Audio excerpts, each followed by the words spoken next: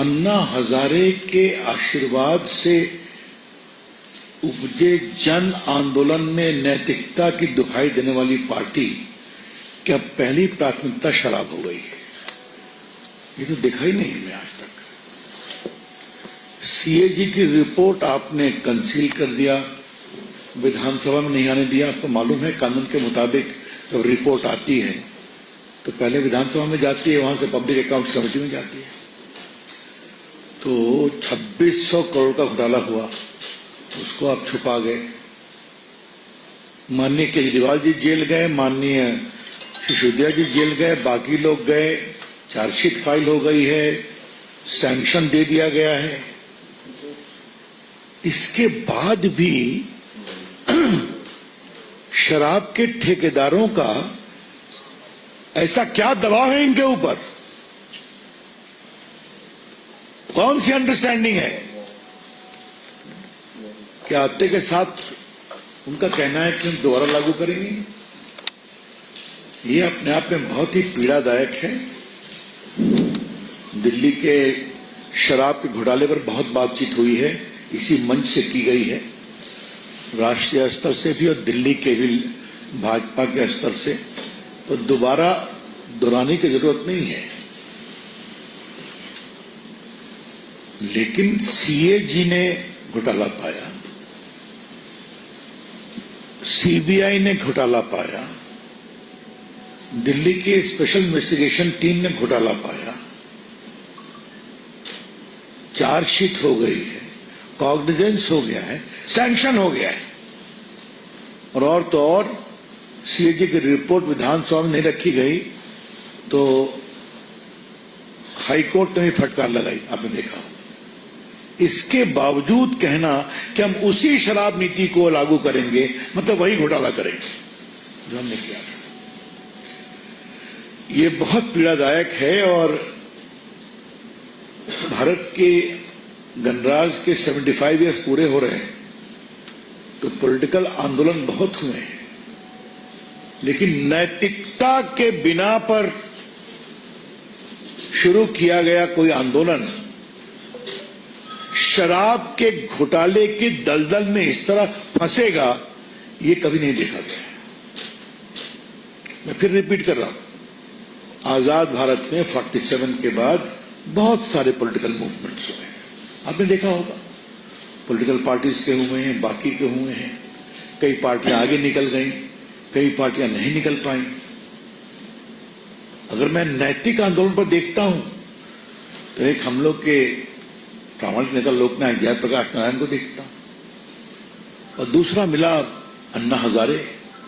और अन्ना हजारे की प्रेरणा से उपजा आंदोलन आज शराब के दलदल में है। हम उनके नेता खुलकर दावे करते हैं कि हम उसी नीति को फिर लागू करेंगे। तो जब भारत का इतिहास लिखा जाएगा तो ये शर्म का इतिहास होगा। The blind attachment of the Aam Aadmi Party politics to safeguard the interest of the liquor mafia will remain as a black chapter of Indian polity. ये मैं कहना चाहता हूं।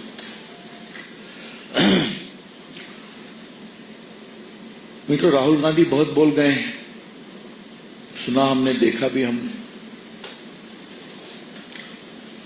आज थोड़ा राष्ट्रीय मंच से उनके साथ बड़ी विनम्रता से अक्लमंदी की बात करनी है। वो सब कुछ बोलते ही हैं। कल बोल गए कि our fight is against the Indian state. मैंने सदन में भी कहा था कि राहुल गांधी का ट्विटर कौन है, ट्विटर बदलने की जरूरत है। और बात, क्योंकि अपना तो होमवर्क करते नहीं, मेरा तो ओपन स्टैंड है, यहां से भी है और सदन में भी बोला, मैंने उनके सामने बोला। माननीय राहुल गांधी जी, आप विपक्ष के नेता हैं संसद में। इंडियन स्टेट का मतलब समझते हैं आप? क्या आप उससे लड़ने की बात कर रहे हैं? The fight is against the Indian state. Indian state Bharat के संवैधानिक व्यक्तित्व का परिचय है। The Indian state represents the constitutional identity of India as a free country, the state of India. दुनिया भर में भारत की पहचान स्टेट ऑफ इंडिया से होती है या भारत से होती है। राहुल जी, उसमें भारत स्टेट के इस परिभाषा में, व्यक्तित्व में भारत के राष्ट्रपति भी आते हैं, भारत के उपराष्ट्रपति भी आते हैं, भारत की संसद आती है।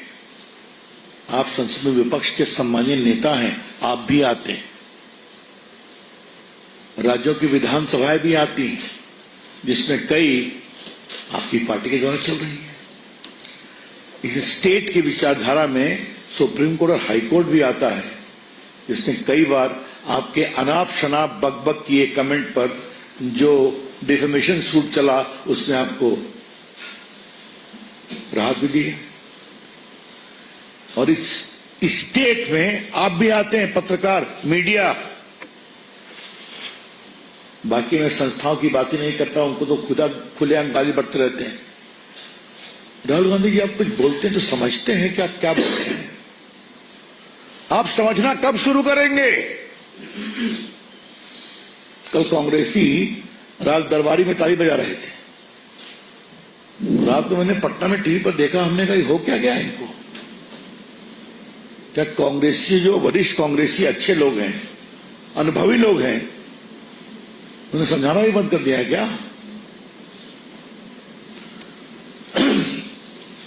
राहुल गांधी जी, आप संघ की बहुत आलोचना करते हैं, बीजेपी के भी करते हैं। ये आप कोई नया काम नहीं कर रहे हैं। काम आपके पर नाना जी भी करते थे, नेहरू जी, इंदिरा जी, राजीव जी, और आप तो सबसे आगे निकल गए हैं। कभी देखा है कि आप कहां पहुंच गए आपकी पार्टी? और संघ आज कहां से कहां पहुंच गया देश में, और भाजपा कहां से कहां पहुंच गई? क्योंकि संघ एक राष्ट्रवादी संगठन है, समाज के लिए बड़ा काम किया है, देशभक्ति के लिए बड़ा काम किया है। और कल टीवी पर दिखाया जा रहा था गणतंत्र दिवस के परेड की पूरी कहानी, तो किस तरह चीन के युद्ध के बाद संघ के लोगों ने परेड किया था आज के कर्तव्य पथ पर, इसको भी दिखाया गया था। तो ना आप कुछ जानते हैं, ना कुछ समझते हैं, ना समझने की कोशिश करते हैं। मैं फिर कहूंगा, राहुल गांधी अर्बन नक्सल्स के चंगुल में। लेट मी से it very clearly and categorically, Rahul Gandhi is in the complete grip of the urban Naxals thinking process, माओवादी सोच के प्रभाव में जो इस तरह की बातें करते हैं, इसकी बहुत भर्त्सना करते हैं, बहुत शर्मनाक है। राहुल गांधी, एक बार मैंने इसी मंच से कहा था कि आप विपक्ष के नेता हो गए, बड़ा पद है, आपकी क्षमता से मिला है या परिवार के कारण मिला है, वो एक अलग विषय। कुछ जिम्मेवार बनिए, लेकिन मेरी प्रार्थना अनसुनी जा रही है। और रोज बरोज मैंने कहा कि माननीय मोहन भागवत जी के खिलाफ देशद्रोह का मुकदमा चलना चाहिए। तो बेबुनियाद है ही है। आपके इंडियन स्टेट्स के खिलाफ लड़ रहे हैं, इसका मतलब समझते हैं आप क्या है? ये कानून में उम्मीद करता हूं कि उनके यहां भी बड़े वकीलों की काफी फौज है, राजसभा में बैठे हुए लोग हैं, समझाएंगे जो बोले इसका आपराधिक इम्प्लीकेशंस क्या है। मित्रों, एक अंतिम बात कहनी है, फिर मैं आपके सवाल लूंगा। एक देखा कि हिंडनबर्ग ने अपनी दुकान बंद कर दी है। पता नहीं रविंद्र बाबू कहां बैठे हैं। रविंद्र बाबू, क्या हुआ? ये दुकान क्यों बंद हो गई? और जिस दिन कांग्रेस का कार्यालय खुला उस दिन बंद हो गई। सुबह से हमारा दिमाग इस पर कोशिश कर रहा है समझने की ये दुकान बंद क्यों हो गई। अभी तो उसके फंडर सोरस साहब को फ्रीडम मेडल मिला था। तो ऐसा लगता है कि सोरोस साहब की अमेरिका में दुकान बंद होने वाली है या कमजोर होने वाली है। हाँ, लोग उम्मीद कर रहे हैं, अब मैं नहीं कह रहा हूं कि 20 तारीख के बाद उनकी दुकान कुछ कमजोर होगी। आज फिर कहूंगा, हिंडनबर्ग अपनी दुकान बंद कर रहा है तो क्या राहुल जी उसकी दुकान का ठेका आपको मिल गया है क्या? मैं बहुत जिम्मेदारी से कह रहा हूं, इंडियन स्टेट के खिलाफ गैर जिम्मेदाराना हरकत कौन करता है? हिंडनबर्ग करता है। हर संसद के चुनाव सत्र के पहले एक रिपोर्ट आएगी, हंगामा बनेगा, टीवी डिबेट कराई जाएगी और उसको इश्यू बनाया जाएगा। तो दुकान तो बंद हो रही है या बंद हो गई है। चलिए, राहुल गांधी को संभालने के लिए हम लोग काफी हैं।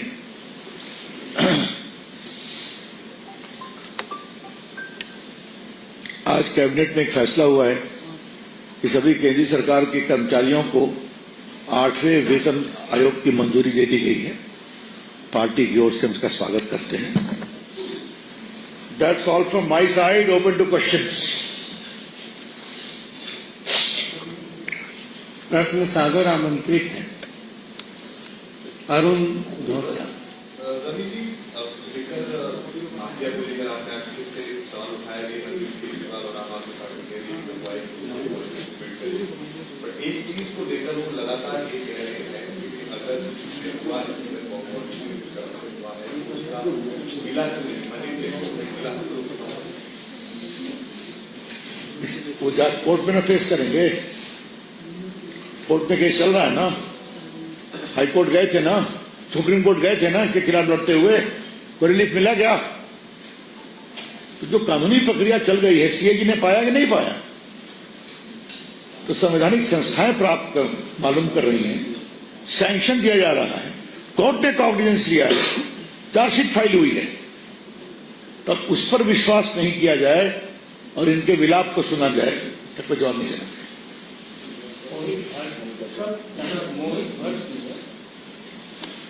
किधर? Sir, we know that now you spoke about Hindenburg, but again Congress party has come out with a statement and said that Hindenburg closing their company does not mean that Motani has got a clean state. They have come with a complete statement against them. तो मैं हंसू तो और क्या हंसू? This only underscores the deepening relationship between Hindenburg and Congress party. They used to work in sync for a design agenda to destabilize India. They never succeeded.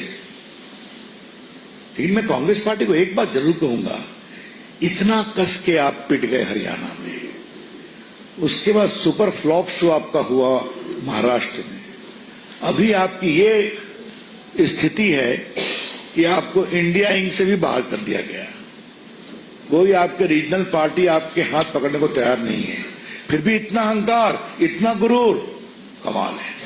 क्या कहा जाए? So you said that the Hindenburg always, the Canadian structure always worked against the Indian states. Now when we are hearing the news of shutting down, the company shutting down its shop, what is your opinion, sir? What's your view? What's the party's view of that? No, whether they open their company or close their company is entirely their business call. But am I wrong in presuming from a whole range of suspicious circumstances warranting their intervention in the polity of India? Whether it is Pegasus, they did not file any report before the Supreme Court, they could not satisfy it, they did not reply to the proper notice of the SEBI, you know it very well, you know the timing of their entire alleged expose just before the session is going to start.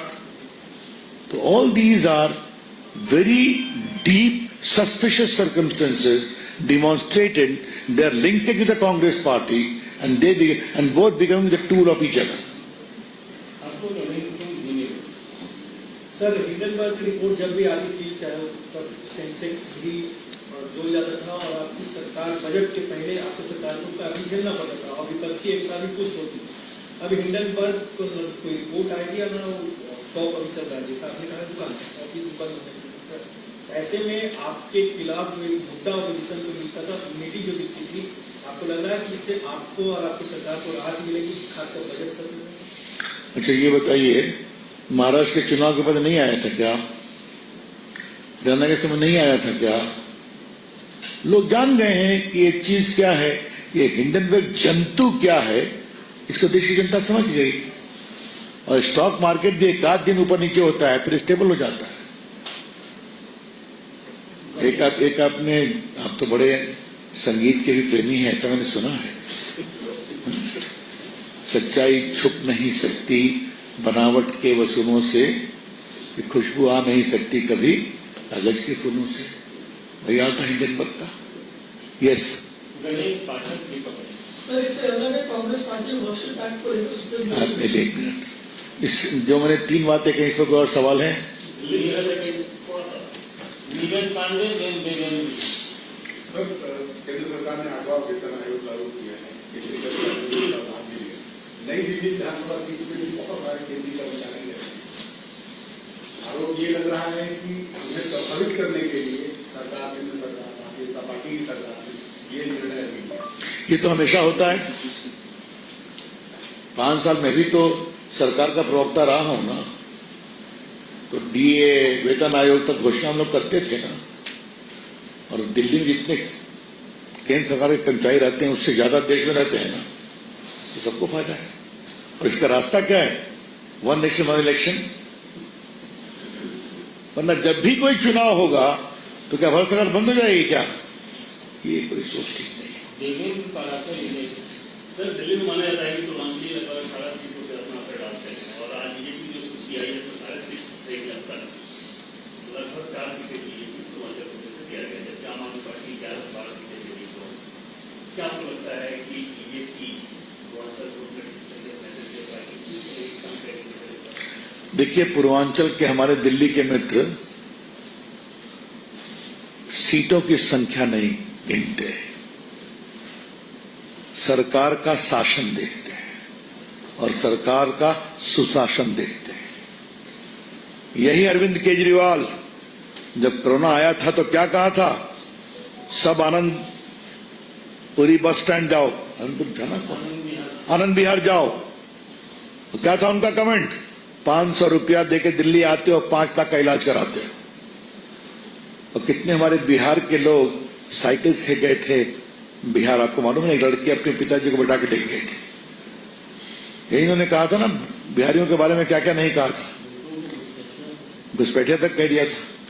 तो जिन्होंने पूर्वांचलियों को इतना अधिक शब्द से अपमान नहीं किया, अपनी सरकार के आचरण से किया, जिस समय कोरोना में हर के आंसू पोंछने की जरूरत थी, उन्होंने कहा चले जाओ अपने गांव, तो लोग उसको याद रखेंगे। और मैं भी पूर्वांचली हूं, बिहार से आता हूं, संजय भी है। हम तो आग्रह करेंगे कि इस बार पूर्वांचली कृपा करके इनके छलावे में मत आइए। जो शासन चला है इसका जवाब दीजिए वोट से।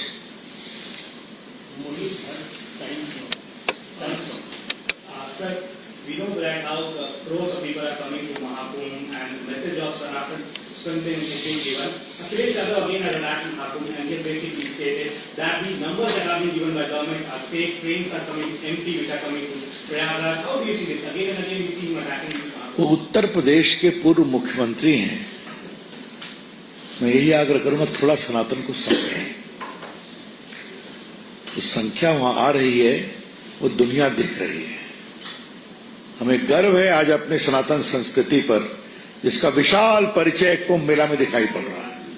कड़ाके की ठंड है, दुनिया से लोग चले आ रहे हैं। त्रिवेणी संगम पर पवित्र गंगा, पवित्र यमुना और पवित्र सरस्वती के जल से स्नान करने के लिए इतने साधु संत। सनातन की बात देखना है तो देखिए, आज IITian भी बन गए हैं, सन्यासी बनकर दिल्ली सेवा कर रहे हैं। सनातन शाश्वत है अखिलेश बाबू, कृपा करके समझिए इसको। कुमार गौरव सर, कांग्रेस पार्टी ने आज फिर दिल्ली के लिए मुफ्त की गारंटी की घोषणा की है। 300 यूनिट बिजली मुफ्त, 500 में सिलेंडर, राशन की दिल्ली की। ऐसा है, हर चुनाव होता है वो घोषणा तो कर देते हैं और इसका फल क्या होता है हिमाचल में देख लीजिए कि तनख्वाहों को बंद करनी पड़ती है, इन लोग की तनख्वाह नहीं मिलती है, मंत्री की तनख्वाह नहीं मिलती है। देश देखता है ना। और कर्नाटक में काफी घोषणा करके राहुल गांधी आए थे, वो हुआ क्या? तो कांग्रेस की घोषणाएं थोतली होती है, जनता विश्वास कभी नहीं करती और हम लोग जब घोषणा करते हैं तो करके दिखाते हैं।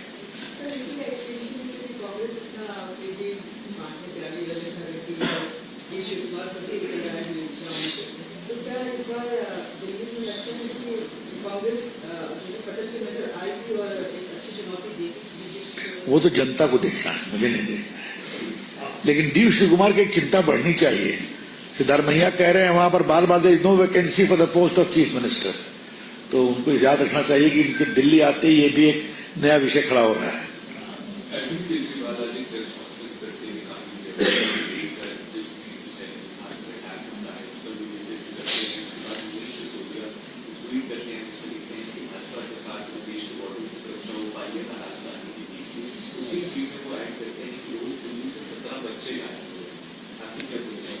देखिए, पहली बात है कि सैफ अली खान पर जो हमला हुआ है उसकी पार्टी बहुत निंदा करती है, ये बहुत दुर्भाग्यपूर्ण है। जल्दी स्वस्थ हो जाएं, अच्छे कलाकार हैं, हम उनके शीघ्र स्वास्थ्य लाभ की कामना करते हैं और पुलिस वहां बहुत तेजी से कार्रवाई कर रही है और जल्दी ही लक्ष्य पर पहुंचेगी। अभी तो कुछ ना कुछ बोलते रहते हैं, आप देखते ही हैं कि स्कूलों में बम फूटने की अफवाह भी होती थी, अब उसके लिंक कहां जुड़ रहे हैं आप देख रहे हैं। इसलिए केजरीवाल साहब के बोलने पर क्या कहा जाए, देश की सीमाएं सुरक्षित हैं, कश्मीर सुरक्षित है, चीन पर भी आप देख रहे हैं कितने नए नए डेवलपमेंट हो रहे हैं। आतंकवादी आते हैं तो पिट कर जाते हैं, कि आजकल उमर अब्दुल्ला भी तारीफ कर रहे हैं प्रधानमंत्री जी की कि क्या आपने बदलाव कर दिया कश्मीर में। तो हम ये काम करते हैं, जो दिल्ली आपको दिया था, नाले साफ हैं क्या, सड़कें ठीक हैं क्या, 10 साल क्या किया केजरीवाल? बहुत बहुत धन्यवाद। चलिए।